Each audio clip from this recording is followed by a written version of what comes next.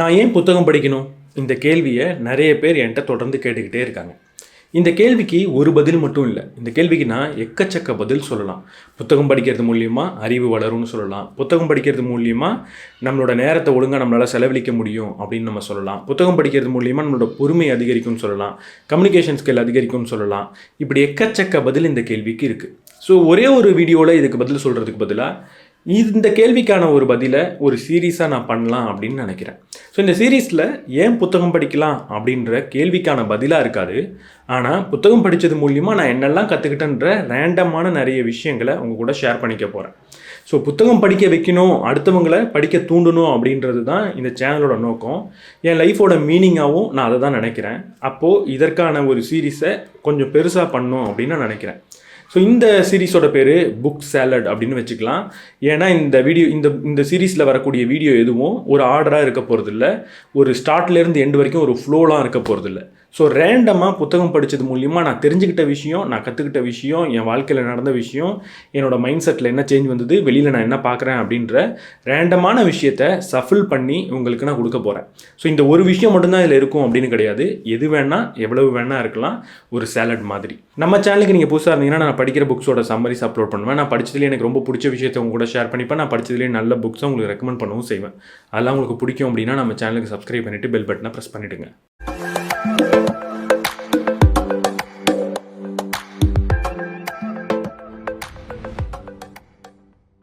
So புத்தகம் படித்தது மூலிமா நான் தெரிஞ்சுக்கிட்ட ஒரு சில விஷயங்களை, ரேண்டமான விஷயங்களை உங்கள் கூட ஷேர் பண்ணிக்க போகிறேன். அதில் முதல் விஷயம் என்னென்னா, நிறைய புத்தகம் படித்து புக் சம்மரிஸ் பண்ணப்போ நான் ஒரு விஷயத்தை பார்த்தேன். அது என்னென்னா கர்ஸ் ஆஃப் நாலேஜ் அப்படின்னு சொல்லலாம். நிறைய அறிவை வளர்த்துக்கிறது மூலியமாக இல்லை நிறைய புத்தகம் படிக்கிறது மூலியமாக நமக்கு ஒரு சாபம் ஏற்படும். அது என்னென்னா, நான் ஒரு புக் சம்மரிஸ் பண்ணுறேன் அப்படின்னு நினச்சிக்கோங்க. ஒரு புக்கை சம்மரி பண்ணுறப்ப நான் என்ன பண்ணுவேன்னா, அந்த புக்கில் ரொம்ப பேசிக்கான எனக்கு நல்லா தெரிஞ்ச சில விஷயங்கள் இருக்கும். அதே நேரத்தில் எனக்கு ஐ ஓப்பனிங்காக இருந்த புது புது விஷயங்களும் நிறையா இருக்கும். இப்போ நான் புக் சம்மரி பண்ணுறப்ப என்னோடய மைண்ட் செட் எப்படி இருக்கும்னா, ரொம்ப அடிப்படையான பேசிக்கான ஒரு 100 தடவைக்கு மேலே நான் கேட்ட விஷயங்களை எதுக்கு என் வீடியோவில் நான் திரும்ப சொல்லணும்? அது ஆடியன்ஸுக்கு எப்படியும் தெரியும். அப்போ புதுசாக ஐ ஓப்பனிங்காக இன்ட்ரெஸ்டிங்காக இருக்கிற விஷயத்த மட்டும் சொல்லுவோம். அப்படி சொன்னால் வீடியோ ரொம்ப இன்ட்ரெஸ்டிங்காக இருக்கும். பேசிக்கான விஷயங்களை சொல்லி திரும்ப கிளீஷேவான விஷயங்களை சொல்லி ஆடியன்ஸை போர் அடிக்க வேணாம் அப்படின்னு எனக்கு தோணும். ஸோ இதற்காக இந்த மாதிரியான வீடியோஸ் பண்ணப்போ நான் தெரிஞ்சுக்கிட்ட ஒரு விஷயம் என்னென்னா, அந்த வீடியோ ஒழுங்காக போய் சேரலை, ஒழுங்காக புரிஞ்சிக்க முடியல, நிறைய பேருக்கு அது புரியல. இங்கே என்ன பெரிய பிரச்சனை நடந்தது அப்படின்னா, எதெல்லாம் பேசிக், எதெல்லாம் அடிப்படை, எதெல்லாம் நான் 100 தடவைக்கு மேலே கேட்டுட்டேன், இதை சொன்னால் ரொம்ப கிளீஷேவாக இருக்கும், நல்லாவே இருக்காதுன்னு நினச்சனோ, அதை இந்த வீடியோவை பார்க்குற நபர்கள் ஒரு தடவை கூட வாழ்க்கையில் கேட்டதில்லை அப்படின்றத நான் புரிஞ்சுக்கிட்டேன். ஸோ இங்கே என்ன பிரச்சனை நடக்குதுன்னா, எப்போ நம்ம நிறைய விஷயங்களை படிக்கிறோமோ, நிறைய விஷயங்களை தெரிஞ்சுக்கிறோமோ, அங்கே ஒரு சாபம் ஏற்படுது. எதெல்லாம் ரொம்ப பேசிக், எதெல்லாம் ரொம்ப அடிப்படைன்னு நம்ம நினைக்கிறோமோ, அதே விஷயம் அடுத்தவங்களுக்கும் தெரியுன்ற ஒரு அசம்ஷனுக்குள்ளே நம்ம வந்துடுறோம். ஸோ இது எல்லாருக்குமே தெரியும் அப்படின்னு நினச்சி அதற்கு மேலே இருக்கிற கொஞ்சம் அட்வான்ஸான விஷயங்கள் டைரெக்டாக பேசுகிறப்போ நம்ம பேசினதுக்கே அர்த்தம் இல்லாமல் போயிடுது. ஏன்னா அந்த பேசிக்ன்றது எல்லாருக்கும் தெரிஞ்சிருக்கணும் அப்படின்ற அவசியம் இல்லை. ஏன்னா நான் ஒரு டாப்பிக்கை பற்றி தொடர்ந்து படிச்சுக்கிட்டு இருக்கிறப்போ நீங்கள் அதே டாப்பிக்கை பற்றி ரிசர்ச் பண்ணியிருக்க மாட்டீங்க, படிச்சிருக்க மாட்டீங்க. அப்போ அந்த டாப்பிக்கில் இருக்கிற பேஸே உங்களுக்கு புதுசாக இருக்கலாம். ஸோ இது உங்களுக்கு தெரியும் நான் அஸ்யூம் பண்ணேன் அப்படின்னா அங்கே ஒழுங்கான கம்யூனிகேஷன் நடக்கிறது இல்லை, ஒழுங்கான டீச்சிங் நடக்கிறது இல்லை. ஸோ நீங்கள் ஒரு நல்ல கம்யூனிகேட்டராக இருக்கணும், ஒரு நல்ல டீச்சராக இருக்கணும் அப்படின்னா முதல்ல பண்ண வேண்டியது என்னென்னா, உங்களோட ஆடியன்ஸ்க்கு எது தெரியும் எது தெரியாதுன்றதை தெளிவாக புரிஞ்சுக்கணும்.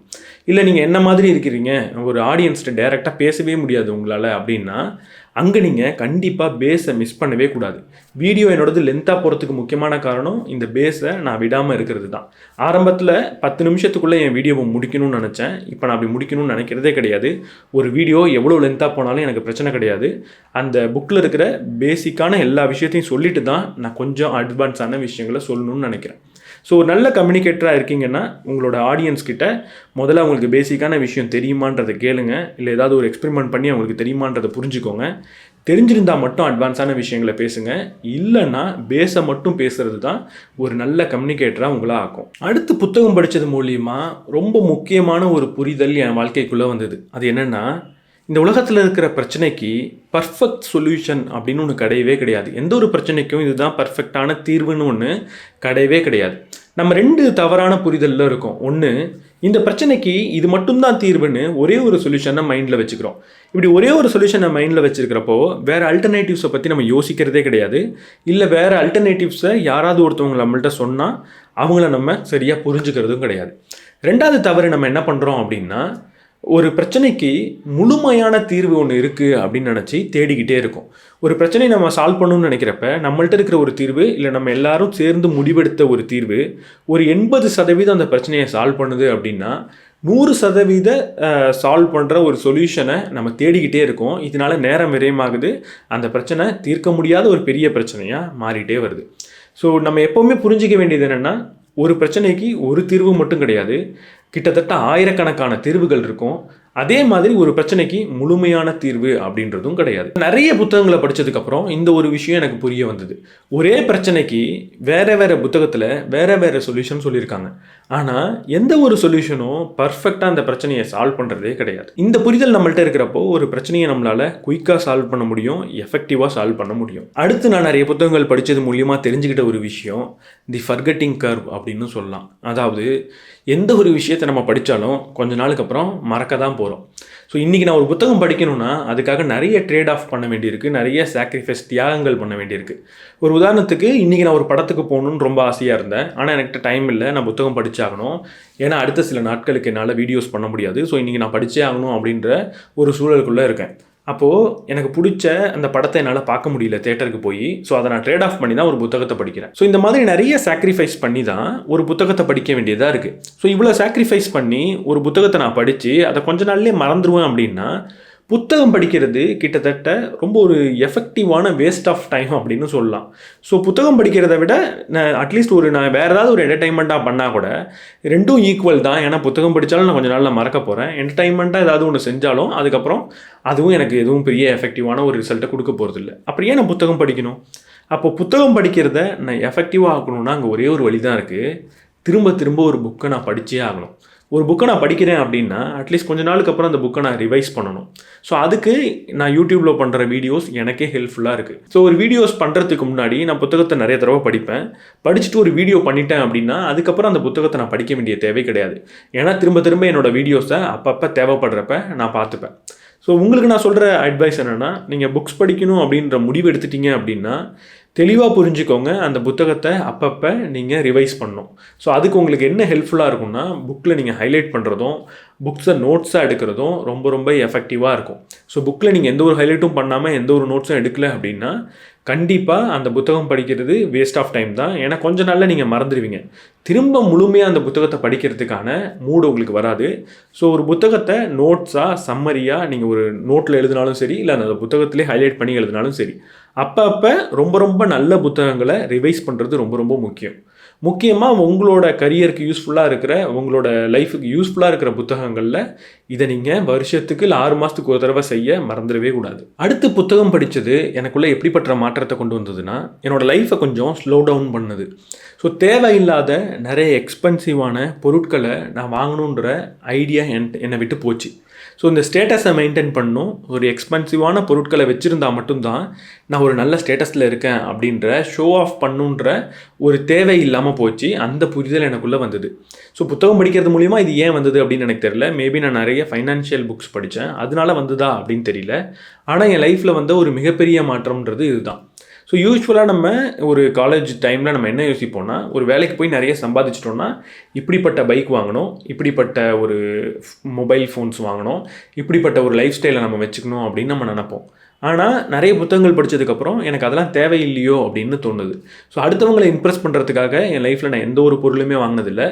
நான் காஸ்ட்லியான ஸ்டப்ஸ் வச்சுருக்கேன், ஆனால் எதுவுமே எனக்கு பிடிக்காத இல்லை அடுத்தவங்களுக்கு இம்ப்ரெஸ் பண்ணோம் அப்படின்றதுக்காக எந்த ஒரு பொருளும் வாங்கினதில்லை. என்னோடய மொபைல் ஃபோன் எடுத்துக்கிட்டிங்கன்னா நான் ஒரு 15,000 ரூபாய்க்கு 5 வருஷத்துக்கு முன்னாடி வாங்கினா அதே ஃபோனை தான் யூஸ் பண்ணுறேன். என்னோடய பைக் எங்கள் வீட்டில் நான் காலேஜ் படிக்கிறப்ப எனக்கு என்ன வாங்கி கொடுத்தாங்களோ அதே பைக்கை தான் கிட்டத்தட்ட ஒரு 8 வருஷமாக ஓட்டிகிட்ருக்கேன். ரொம்ப பழசான பைக் அது. ஸோ புதுசான ஒரு பைக்கை வாங்கணும் அப்படின்னா ஃபுல் கேஷை பே பண்ணி இப்போயே என்னால் வாங்க முடியும். ஆனால் அப்படிப்பட்ட தேவை எனக்கு இல்லை அப்படின்னு தோணுது. ஸோ எப்போ எனக்கு அதுக்கான தேவை ஏற்படுதோ அப்போ நான் யோசிக்காமல் அதை வாங்கிப்பேன். ஸோ அடுத்தவங்கள்ட்ட என்னை ப்ரூவ் பண்ணணும், நான் கொஞ்சம் பெரிய ஆள் தான் அப்படின்னு காட்டுறதுக்கு நிறைய பொருட்களை வாங்க வேண்டிய தேவை இல்லை அப்படின்னு எனக்கு தோணுது. மார்கன் ஹுசல் சைக்காலஜி ஆஃப் மணியில் ஒரு விஷயத்த சொல்லியிருப்பார். நம்ம இந்த மாதிரி நிறைய பொருட்களை வாங்கினா அடுத்தவங்களுக்கு முன்னாடி ரொம்ப சிறப்பான நபராக தெரியும் அப்படின்னு நினைப்போம். ஸோ நீங்கள் கடைசியாக ஒரு சூப்பரான ஒரு காரை எப்போ ரோட்டில் பார்த்தீங்க அப்படின்னு யோசிச்சு பாருங்கள். அந்த காரை பார்க்கும்போது நீங்கள் என்ன கவனிச்சிங்க? அந்த கார் சூப்பராக இருக்குன்னு கவனிச்சிங்களே தவிர அதுக்குள்ளே இருக்கிற டிரைவர் எப்படி இருக்காருன்னு என்னைக்காவது நோட் பண்ணிங்களா? நம்ம அப்படி நோட் பண்ணவே மாட்டோம். ஒரு நல்ல பொருளை பார்க்குறோம் அப்படின்னா அந்த பொருளில் தான் நம்மளோட கவனம் ஈர்க்குமே தவிர அதை வச்சுருக்க ஓனர் மேலே நம்மளோட கவனம் என்றைக்குமே போகிறது கிடையாது. ஸோ நம்ம பெரிய பொருட்களை, காஸ்ட்லியான பொருட்களை, ரொம்ப அபூர்வமான பொருட்களை வச்சுருக்கோம் அப்படின்றதுனால நம்ம சிறப்பான நபராக அடுத்தவங்க கண்ணுக்கு தெரியறது கிடையாது அப்படின்றது தான் உண்மை. அப்போ நம்மளை அடுத்தவங்களுக்கு சிறப்பான நபராக காட்டுற விஷயம் என்னென்னா நம்மளோட கேரக்டரும் நம்மளோட அறிவும் தான். அப்படி உங்களோட வேல்யூவை நீங்கள் உயர்த்திக்கணும்னு நினச்சிங்கன்னா அதுக்கு நீங்கள் நிறைய புத்தகங்கள் படிக்கணுமே தவிர, நிறைய புத்தகங்கள் வாங்கணுமே தவிர தேவையில்லாத காஸ்ட்லியான பொருட்களை வாங்கணுன்ற தேவையே கிடையாது. இன்ஃப்ளூயன்ஸ் அப்படின்ற புத்தகத்தில் சோஷியல் ப்ரூஃப் அப்படின்ற ஒரு விஷயத்தை பற்றி பேசியிருப்பார். அதில் ஹெர்ட் இன்ஸ்டிங்க்ட் அப்படின்ற ஒரு விஷயத்தை பற்றி சொல்லியிருப்பார். அதாவது எப்படிப்பட்ட மந்தைக்குள்ளே நம்ம இருக்கோமோ அப்படிப்பட்ட ஆடாக தான் நம்ம இருப்போம் அப்படின்னு அவர் சொல்லியிருப்பார். இதை நம்ம லைஃப்லேயும் நிறைய அப்சர்வ் பண்ணியிருப்போம். ஸோ இதுலேருந்து நம்ம கற்றுக்க வேண்டியது என்னென்னா, எப்படிப்பட்ட நபராக நம்ம வரணும்னு நினைக்கிறோமோ அப்படிப்பட்ட மனிதர்கள் கூட சேர்றது ஜஸ்ட் நம்மளை அப்படிப்பட்ட மனிதராக மாற்றுறதுக்கான வாய்ப்பை ரொம்ப அதிகரிக்கும். ஸோ நிறைய புத்தகங்கள் படிக்கணும், நிறைய வேலை செய்யணும் அப்படின்றதெல்லாம் தாண்டி ரொம்ப ஒரு ஈஸியான ஹேக் என்னென்னா, எப்படிப்பட்ட மனிதனாக நம்ம வரணுன்றதை முடிவெடுத்துட்டு அப்படிப்பட்ட மனிதர்கள் இருக்கிற இடத்துல போய் நம்மளை சேர்த்துக்கிட்டா போகிறோம். அப்படிப்பட்ட மனிதனாக வரத்துக்கான வாய்ப்புன்றது ரொம்ப அதிகமாக அதிகரிக்கும். ஸோ இதுக்கு நிறைய ஃபாரம்ஸ் இருக்குது, சோஷியல் மீடியா குரூப்ஸ் இருக்குது, நிறைய மீட்டப்ஸ் நடந்துகிட்டு இருக்குது. ஸோ அதில் போய் நீங்கள் சப்ஸ்கிரைப் பண்ணுறது மூலியமாக நீங்கள் எப்படிப்பட்ட மனிதனாக வரணும்னு நினைக்கிறீங்களோ அப்படி ஆகிறதுக்கான வாய்ப்பை அதிகரிச்சுக்க முடியும். புத்தகம் படிக்கிறப்ப நான் ரொம்ப முக்கியமான ஒரு விஷயத்தை நோட் பண்ணியிருக்கேன் என்னோட லைஃப்பில். நான் எப்படிப்பட்ட புத்தகம் படிச்சுக்கிட்டு இருக்கணும் அப்போது அந்த புத்தகம் படிச்சுக்கிட்டு இருக்கிறப்போ என்னை சுற்றி இருக்கிற நிகழ்வுகள் எல்லாத்தையுமே அந்த புத்தகத்துக்கு ஏற்ற மாதிரி நான் பார்ப்பேன். ஒரு உதாரணத்துக்கு ஒரு ஸ்டாயிசிசம் பற்றின ஒரு புத்தகத்தை நான் இப்போ படிச்சுக்கிட்டு இருக்கேன்னா என்னை சுற்றி என்ன நடந்தாலுமே ஒரு ஸ்டாயிக் பார்வையில் நான் பார்ப்பேன். ஒரு இன்ஃப்ளூயன்சிங் பற்றின ஒரு புத்தகம் படிச்சுக்கிட்டு இருக்கேன் அப்படின்னா என்னை சுற்றி இருக்கிற எல்லா விஷயத்துலையும் எப்படி இன்ஃப்ளூயன்சிங் நடக்குது, எப்படி இந்த இல்லை சில மேனிப்புலேஷன்ஸ் எப்படி நடக்குது அப்படின்றதெல்லாம் தெளிவாக கவனிச்சுட்டு இருப்பேன். ஒரு பாசிட்டிவ் ஆட்டிடியூடை பற்றி நான் படிக்கிறேன் அப்படின்னா அதை படிக்கிற அந்த பீரியடில் எல்லாத்தையுமே கொஞ்சம் பாசிட்டிவாக நான் பார்ப்பேன். இதை நான் எதுக்கு சொல்ல வரேன் அப்படின்னா, நம்ம புத்தகம் படிக்கணும் அப்படின்னு நினைக்கிறப்போ நிறைய பேர் ரெக்கமெண்ட் என்ன பண்ணுறாங்கன்னா ஒரே நேரத்தில் ஒரு 5 புத்தகம் படிக்க சொல்கிறாங்க. காலையில் ஒரு புத்தகம், இல்லை நைட்டு தூங்குறதுக்கு முன்னாடி ஒரு கதை புத்தகம், இல்லை ஈவினிங் வேறு ஒரு மாதிரியான புத்தகத்தை படிக்க சொல்கிறாங்க. ஸோ இதை நான் ரெக்கமெண்ட் பண்ணுவேனா அப்படின்னு கேட்டால் அட்லீஸ்ட் என்னோடய லைஃப்பில் நான் இதை பண்ணுறதில்ல அப்படின்னு சொல்லலாம். ஏன்னா ஒரு புத்தகத்தை படிக்கிறப்போ என்னோடய டோட்டல் மைண்ட் செட்டே அந்த புத்தகம் மாதிரி இருக்குது. ஸோ நான் ஒரு 5 புத்தகத்தை படித்தேன்னா என்னோடய மைண்ட் செட் எதுவாக இருக்கும் அப்படின்றது எனக்கு தெரியாது, ரொம்ப குழம்பி போயிருப்பேன். முக்கியமாக ஒரு புத்தகத்தை தெளிவாக நான் புரிஞ்சுக்கணும், ஒரு புத்தகத்தை நான் சம்மரி பண்ணணும், ஒரு வீடியோவாக எடுத்து ஒரு கண்டென்ட்டாக உங்களுக்கு கொடுக்கணும் அப்படின்னு நினைக்கிறப்போ அந்த புத்தகத்தை படிக்கிறப்ப அது சார்ந்த மைண்ட் செட்டை மட்டுமே வச்சுக்கிட்டு இருந்தேன்னா என்னை சுற்றி நடக்கிற நிகழ்வுகளை அது சார்ந்து நான் பார்ப்பேன். உங்களுக்கு வீடியோவில் நிறைய உதாரணங்களை என்னால் சொல்ல முடியும். ஸோ உங்களுக்கு நான் ரெக்கமெண்ட் பண்ணுறது என்னென்னா, ஒரு நேரத்தில் ஒரு புத்தகம் மட்டும் படித்தாலே போதும். ஒரு நேரத்தில் ஒரு புத்தகம் படிச்சிங்கன்னா அப்போ நீங்கள் உங்களை சுற்றி இருக்கிற நிகழ்வுகளை அந்த புத்தகம் சார்ந்ததாக பார்ப்பீங்க. அந்த புத்தகம் சார்ந்ததாக பார்க்குறப்ப அந்த புத்தகத்தை இன்னும் தெளிவாக நீங்கள் புரிஞ்சிக்க முடியும். நீங்கள் எடுக்கிற நோட்ஸில் இன்னும் தெளிவான சில நோட்ஸை உங்களால் எடுத்துக்க முடியும். ரியல் லைஃப் எக்ஸாம்பிள் அங்கே கொடுக்க முடியும். ரொம்ப தெளிவாக புரிஞ்சுப்பீங்க அப்படின்னு சொல்லலாம். ஸோ இது புத்தகத்துக்கு மட்டும் கிடையாது, இதை கொஞ்சம் வெளியே எடுத்துகிட்டு போனீங்கன்னா எல்லாத்துக்குமே பொருந்தும். காக்னிட்டிவ் ஸ்விட்சிங் பெனால்ட்டி அப்படின்னு சொல்லுவாங்க. எப்போ நம்மளோட சிந்தனையை ஒரு இடத்துலேருந்து இன்னொரு இடத்துக்கு நம்ம ஸ்விட்ச் பண்ணுறோமோ அங்கே ஒரு பெனால்ட்டியை நம்ம கட்டணும். அது என்னென்னா டிஸ்ட்ராக்ஷன் அப்படின்றது. ஸோ நான் ஒரு வேலையை செஞ்சுக்கிட்டு இருக்கேன்னா அதுக்கு ஆப்போசிட்டான வேறு ஒரு வேலையை செய்கிறேன்னா உடனடியாக அப்படியே ஜாயிண்ட்டாக என்னால் செய்ய முடியாது. நடுவில் கொஞ்சம் நேரத்தை நான் டிஸ்ட்ராக்ஷன் அப்படின்றதுனால வீணடிப்பேன். ஸோ இதே டிஸ்ட்ராக்ஷன் தான் ஒரு புத்தகத்துலேருந்து இன்னொரு புத்தகத்துக்கு மாறுறப்ப நடக்குது. ஸோ முடிஞ்ச அளவுக்கு உங்களோட வேலைகளை பைலப் பண்ணுங்கள். ஒரே மாதிரியான வேலைகளை ஒரு குறிப்பிட்ட நேரத்தில் செய்யுங்க. வெவ்வேறு விதமான வேலைகளை ஒரே நேரத்தில் செய்யணும் அப்படின்னு நினைக்காதீங்க. இது புத்தகம் படிக்கிறதுக்கும் பொருந்தும். ஒரு நேரத்தில் ஒரு டைப் ஆஃப் புக்கை மட்டும் படிங்க, இல்லை ஒரு புக்கை மட்டும் படிங்க.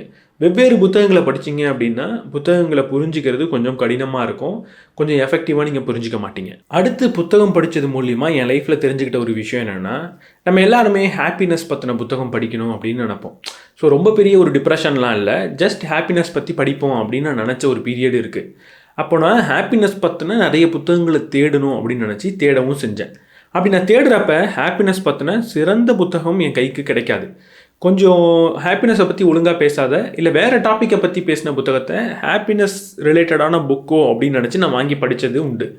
அப்போ நான் அப்சர்வ் பண்ண ஒரு விஷயம் இருக்குது. அது என்னென்னா, எப்போ நான் ஹாப்பினஸை பற்றி தேடி ஏதோ ஒரு புத்தகத்தை வாங்கி படித்து அந்த புத்தகத்தில் ஹாப்பினஸ் பற்றி எதுவும் இல்லையோ, அப்போ நான் நார்மலாக இருந்து தான் ஹாப்பினஸ் பற்றி புத்தகம் படிக்கலான்னு நினச்சேன். ஆனால் அப்போ நான் தேவையில்லாமல் கவலைப்பட ஆரம்பித்தேன், சோகமான.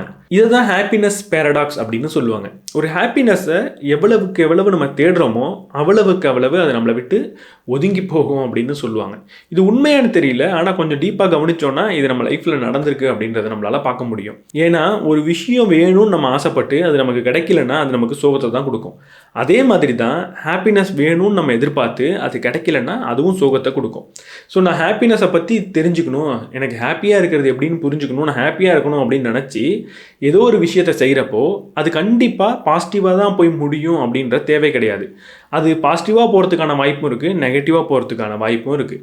அப்போ எப்போ நான் ஹாப்பினஸை தொடர்ந்து தேடிக்கிட்டே இருக்கணும், அது பாசிட்டிவாக போய் முடிகிறப்ப பிரச்சனை கிடையாது. ஆனால் அது எப்போல்லாம் நெகட்டிவாக போய் முடியுதோ அப்போல்லாம் அது எனக்கு சோகத்தை தான் கொடுக்கும். ஸோ ஹாப்பினஸை ரொம்ப நம்ம தேட வேண்டிய தேவை கிடையாது. நம்ம லைஃப்பில் உண்மை என்ன பிரச்சனை இருக்குன்றதை தேடி அதை சால்வ் பண்ணாலே போகிறோம், ஹாப்பினஸ்ன்றது கிடைக்கும். ஸோ தேவையில்லாமல் ஹாப்பியாக இருக்கணும் அப்படின்றத மட்டும் நம்ம யோசிக்கக்கூடாது. The subtle art of not giving அப்படின்ற புத்தகத்தில் மார்க் மேன்சன் இதே விஷயத்தை தான் சொல்லியிருப்பார். என் லைஃப்பில் பாசிட்டிவான எக்ஸ்பீரியன்ஸ் தான் வேணும் அப்படின்னு நான் நினச்சிக்கிட்டே இருந்தேன்னா அதுவே ஒரு நெகட்டிவ் எக்ஸ்பீரியன்ஸ் தான். லைஃப்னால் நெகட்டிவ் எக்ஸ்பீரியன்ஸும் இருக்குது அப்படின்றத நான் அக்செப்ட் பண்ணிக்கிட்டேன்னா அதுவே ஒரு பெரிய பாசிட்டிவ் எக்ஸ்பீரியன்ஸ் அப்படின்னு சொல்லுவார். ஸோ இதை நான் ஹாப்பினஸ் பற்றின புத்தகம் தேடுறப்ப கற்றுக்கிட்டேன். ஸோ ஹாப்பினஸை அளவுக்கு அதிகமாக நம்ம தேடக்கூடாது, அதுவாகவே நம்ம லைஃப்பில் எப்போவுமே வரும். எப்போ வரும்னா நம்ம லைஃப்பில் இருக்கிற பிரச்சனைகளை தீர்க்கும் போது தான். ஸோ அதனால் லைஃப்பில் நிறைய பிரச்சனை இருக்குன்னா ஹாப்பியாக இருக்கிறதுக்கான வாய்ப்பு நிறையா இருக்குன்னு நினச்சி சந்தோஷப்பட்டுக்கணும். அந்த பிரச்சனையை தீர்க்கறதுக்கு என்ன செய்யணும்னு யோசிக்கணுமே தவிர அந்த பிரச்சனை இருக்கும் போதே நான் ஹாப்பியாக இருக்கிறதுக்கு என்ன செய்யணுன்றதை யோசிக்கவே கூடாது. அடுத்தது டிம் ஃபெரிஸோட புக்ஸை படித்தப்போ ஒரு விஷயம் எனக்கு ரொம்ப பிடிச்சிது. அது கடைசி வரைக்கும் என்னால் மறக்க முடியாது, அடிக்கடி ஞாபகப்படுத்திக்கிட்டே இருப்பேன். அது என்னென்னா, நம்மளோட சக்ஸஸ் எதை பொறுத்து அமையுதுன்னா எவ்வளவு அன்கம்ஃபர்டபுள் கான்வர்சேஷனை நான் ஏற்றுக்க தயாராக இருக்கணும் அதை பொறுத்து தான் என்னோடய சக்ஸஸ் அப்படின்றது அமையுது. ஸோ அவர் அன்கம்ஃபர்டபுள் கான்வர்சேஷன் அப்படின்னு சொன்னார். ஆனால் இதை நான் எப்படி எடுத்துக்கிட்டேன் அப்படின்னா, அன்கம்ஃபர்டபுளான திங்ஸை நான் எவ்வளவு எடுத்துக்கிறதுக்கு தயாராக இருக்கணும் அவ்வளோ பெரிய சக்ஸஸ் எனக்கு கிடைக்கும் அப்படின்னு எடுத்துக்கலாம். ஸோ ஒர்க் அவுட்ஸ் பண்ணுறதுக்கு கொஞ்சம் கஷ்டமாக தான் இருக்கும், ஒரு நல்ல டயட்டில் இருக்கிறது கொஞ்சம் கஷ்டமாக தான் இருக்கும், புத்தகம் படிக்கிறது சில சமயம் கஷ்டமாக தான் இருக்கும், நம்ம ஒரு வீடியோஸ் எடுத்து நான் அப்லோட் பண்ணோம்னா அதுவும் கொஞ்சம் கஷ்டமாக தான் இருக்கும். ஸோ இப்படி கஷ்டமான விஷயங்களை எவ்வளவு நான் ஏற்றுக்க தயாராக இருக்கணும் அதை பொறுத்து அவ்வளவு பெரிய வெற்றின்றது என் வாழ்க்கையில் எனக்கு கிடைக்கும், அவ்வளவு நல்ல வாழ்க்கைன்றது எனக்கு அமையும். அடுத்து நான் புத்தகம் படித்தது மூலிமா கற்றுக்கிட்ட ஒரு முக்கியமான பாடம் என்னென்னா, நம்ம நிறைய புத்தகம் படிக்கிறப்ப ஆரம்பத்தில் ஒரு விஷயத்தை செய்வோம், நம்ம படித்த எல்லா விஷயத்தையும் அடுத்தவங்கள்ட்ட சொல்லணும்னு ரொம்ப தவிப்போம். ஸோ நம்மளோட ஃப்ரெண்ட்ஸாக இருக்கட்டும், நம்மளை சுற்றி இருக்கிறவங்களா இருக்கட்டும், நம்மளோட ஃபேமிலியாக இருக்கட்டும், அவங்கள்ட்டலாம் போய் நம்ம படித்ததை சொல்லிக்கிட்டே இருப்போம். இல்லை நம்ம படித்தது மூலிமா நமக்குள்ளே ஏற்பட்ட ஒரு புத்திசாலித்தனமான கேள்வின்னு நம்ம நினைக்கிறத நம்மளோட ஃப்ரெண்ட்ஸ் கிட்ட கேட்போம், அதை பற்றி கான்வர்ஸ் பண்ணணும் அப்படின்னு நினைப்போம். இதோட அடிப்படையான உண்மை என்னென்னா, நான் புத்திசாலி, நான் நிறைய படிச்சிருக்கேன் பாரு அப்படின்றத காட்டுறது தான். ஸோ நிறைய பேர் என்கிட்ட வந்துமே பேசி நான் பார்த்துருக்கேன். அவங்க சொல்கிற ஒரு விஷயம் என்னவாக இருக்கும்னா, இந்த மாதிரி புத்திசாலித்தனமான டாபிக்ஸை என் கூட பேசுகிறதுக்கே ஆள் இல்லை, இந்த டாப்பிக்கெலாம் நான் பேசினேன் அப்படின்னா நிறைய பேர் என்னை அவாய்ட் பண்ணிடுறாங்க. ஸோ நம்ம இந்த டாபிக் பற்றி பேசலாமா அப்படின்னு என்கிட்ட கேட்பாங்க. ஸோ ஒரு சைக்காலஜிக்கல் டாப்பிக்காக இருக்கட்டும், ஃபிலாசபிக்கல் டாப்பிக்காக இருக்கட்டும், அதெல்லாம் என்கிட்ட பேசலாமா அப்படின்னு கேட்பாங்க. அப்படி கேட்டால் நானும் என்ன செய்வேன் அப்படின்னா அவங்க கூட பேசுகிறத நிறுத்த தான் செய்வேன். ஸோ நம்ம புரிஞ்சிக்க வேண்டியது என்னென்னா, எப்போ நம்ம அடுத்தவங்கள்ட்டேருந்து அப்ரூவலை தேடிக்கிட்டே இருக்கோமோ அப்ரூவல் நம்மளை விட்டு விலகி போயிட்டே இருக்கும். நான் முதல்ல ஹாப்பினஸ் பேரடாக்ஸ் சொன்ன மாதிரி இது அப்ரூவல் பேரடாக்ஸ் அப்படின்னு எடுத்துக்கலாம். என்னை புத்திசாலின்னு ஏற்றுக்கோங்க அப்படின்னு நான் எப்போ அடுத்தவங்கள்ட்ட திரும்ப திரும்ப சொல்கிறேனோ அப்போ அவங்க என்னை விட்டு விலகி போயிட்டே இருப்பாங்க, அவங்க என்னை புத்திசாலின்னு ஏற்றுக்கவே மாட்டாங்க. ஸோ நம்ம என்ன செய்யணும் அப்படின்னா, நிறைய புத்தகங்கள் நீங்கள் படிங்க, ஆனால் என்றைக்குமே அதை பற்றி அளவுக்கு அதிகமாக உங்கள் நண்பர்கள் கூடயும் ஃப்ரெண்ட்ஸ் கூடயும் பேசணும் அப்படின்னு நினைக்காதீங்க. இது இன்றைக்கி இருக்கிற ஒரு மிகப்பெரிய பிரச்சனையாக நான் நினைக்கிறேன். என்கிட்ட நிறைய பேர் மெசேஜ் பண்ணுவாங்க, மெசேஜ் பண்ணுறப்போ நிறைய டாப்பிக்கை பற்றி என்கிட்ட கேட்பாங்க. டிப்ரெஷனை பற்றி என்ன நினைக்கிறீங்க, இல்லை ஏதாவது ஒரு ஃபிலாசபிக்கல் டாப்பிக்கை பற்றி இதை பற்றி என்ன நினைக்கிறீங்க அப்படின்னு தொடர்ந்து கேட்டுக்கிட்டே இருப்பாங்க. ஆனால் அவங்க என்றைக்குமே என்கிட்ட சாப்பிட்டீங்களா, நல்லா இருக்கீங்களா, இன்றைக்கி ஆஃபீஸ் எப்படி போச்சு, என்ன செஞ்சிட்ருக்கீங்க அப்படின்லாம் கேட்டதே கிடையாது. ஸோ நீங்கள் புரிஞ்சிக்க வேண்டியது என்னென்னா, ரொம்ப புத்திசாலியான நபர்கள் என்றைக்குமே இந்த மாதிரி காம்ப்ளெக்ஸ் டாபிக்ஸை பற்றி அதிகம் பேச மாட்டாங்க. அவங்களோட 90% கான்வர்சேஷன் எதை பற்றி இருக்குன்னா, பர்சனல் டாபிக்ஸாக இருக்கும். நீங்கள் எப்படி இருக்கீங்க, உங்கள் ஃபேமிலியில் எல்லாரும் எப்படி இருக்காங்கன்றதாக தான் இருக்குமே தவிர சம்மந்தம் இல்லாத ஏதோ ஒரு ஃபிலாசபிக்கல் டாபிக்ஸாக இருக்காது. ஸோ ஃபிலாசபியை பேசுகிறத விட அதை ப்ராக்டிஸ் பண்ணுறது தான் ரொம்ப முக்கியம். ஸோ ஃபிலாசபியை பேசாமல் ப்ராக்டிஸ் பண்ணுங்கள். ஃபிலாசபியை ப்ராக்டிஸ் பண்ணுறதுனா என்ன? ஃபிலாசபியை உங்கள் நண்பர்கள் கூடயும் பக்கத்தில் இருக்கிற நண்பர்கள் கூடயும் அளவுக்கு அதிகமாக பேசாமல் அவங்கள பற்றி அவங்கள்ட்ட பேசுங்க. அதுதான் நல்ல விஷயமா இருக்கும். அடுத்து நான் புத்தகம் மட்டும் படித்ததுனால ஒரு நெகட்டிவான விஷயத்தை ஃபேஸ் பண்ணேன். அது என்னென்னா, என்னோடய வீடியோஸில் அப்பப்போ நீங்கள் ஒரு விஷயத்தை நோட் பண்ணியிருக்கலாம். அது என்னென்னா, ஒரு சில வார்த்தைகளை நான் தவறாக ப்ரொனவுன்ஸ் பண்ணி நீங்கள் பார்த்துருக்கலாம். அதுக்கு முக்கியமான காரணம் என்னென்னா, நான் ஒரு இங்கிலீஷில் இருக்கிற ஒரு புத்தகத்தை படிக்கிறேன் அப்படின்னா அதில் கண்டிப்பாக புதுசாக ஒரு வார்த்தை வரும். புதுசானா எனக்கு அது வரைக்கும் தெரியாத ஒரு வார்த்தைன்றது கண்டிப்பாக வரும். அந்த வார்த்தைக்கான அர்த்தத்தை நான் டிக்ஷனரியில் பார்த்துட முடியும், கூகுளில் போட்டால் கூட தெரிஞ்சிடும். ஆனால் நான் அவ்வளோ நாள் பண்ண ஒரு தவறு என்னென்னா, அந்த வார்த்தையை எப்படி ப்ரொனவுன்ஸ் பண்ணணும் அப்படின்றத பார்க்கவே மாட்டேன். நான் அந்த வார்த்தையை எப்படி படித்தனோ அதுதான் அதோட ப்ரொனவுன்சியேஷன் அப்படின்னு நினச்சிட்டு அந்த வார்த்தையை அப்படியே என் வீடியோவில் நிறைய தடவை நான் சொல்லியிருக்கேன். அதற்கப்புறம் அந்த வீடியோவை பார்த்து நிறைய பேர் எனக்கு அது இப்படி ப்ரொனவுன்ஸ் பண்ணணும் அப்படின்னு கூட சொல்லி கொடுத்துருக்கீங்க. ஸோ இந்த புத்தகம் படிக்கிறதுனால வரக்கூடிய ஒரு நெகட்டிவ் எஃபெக்ட் என்னென்னா, நம்ம அந்த வார்த்தையை எப்படி வாசிக்கிறோமோ அதுதான் அதோட சரியான ப்ரொனவுன்சியேஷன் அப்படின்னு நம்ம நினச்சிடுறோம். ஸோ அப்படி கிடையவே கிடையாது. ஸோ ஒரு புதுமையான ஒரு வார்த்தையை ஒரு புத்தகத்தில் நீங்கள் பார்க்குறீங்க அப்படின்னா அதோட மீனிங்கை நீங்கள் கண்டிப்பாக பார்ப்பீங்க. ஆனால் அதே நேரத்தில் அதோட ப்ரொனன்சியேஷனை பார்க்க மறந்துடாதீங்க. அப்போ தான் உங்களோட லாங்குவேஜ் அப்படின்றது இம்ப்ரூவ் ஆகும். ஸோ ரொம்ப ரேண்டமான சில விஷயங்களை இந்த வீடியோஸில் நான் சொல்லியிருக்கேன். எதை நோக்கி இந்த எல்லா டாப்பிக்கும் பேசுது அப்படின்றது உங்களுக்கு புரிஞ்சிருக்காது. ஆனால் அந்த ஒரு இண்டிவிஜுவல் டாபிக் உங்களுக்கு புரிஞ்சிருக்கும் அப்படின்னு நினைக்கிறேன். ஸோ சிம்பிளாக சொல்லணுன்னா, இன்ஸ்டாகிராமில் போடுற பல ரீல்ஸை ஒன்றா சேர்த்த மாதிரி இந்த வீடியோன்றது இருந்திருக்கும். ஸோ எல்லாத்துக்கும் ஒரு காமன் கோல் அப்படின்றது இருக்காது. ஒன்று ரேண்டமான விஷயமா இருக்கும். ஸோ இன்னும் நிறைய இன்ட்ரெஸ்டிங்கான இந்த மாதிரி ரேண்டமான விஷயத்தை இந்த சீரீஸில் நான் பண்ணலான்னு நினைக்கிறேன். ஸோ அதை பற்றி நீங்கள் என்ன நினைக்கிறீங்கன்றத கமெண்ட் செக்ஷனில் சொல்லுங்கள். இந்த வீடியோ உங்களுக்கு பிடிச்சிருந்துன்னா லைக் பண்ணிவிட்டு உங்கள் நண்பர்களோட ஷேர் பண்ணுங்கள். நம்ம சேனலுக்கு நீங்கள் புதுசாக இருந்தீங்கன்னா சப்ஸ்கிரைப் பண்ணிவிட்டு பெல் பட்டனை ப்ரெஸ் பண்ணிவிடுங்க.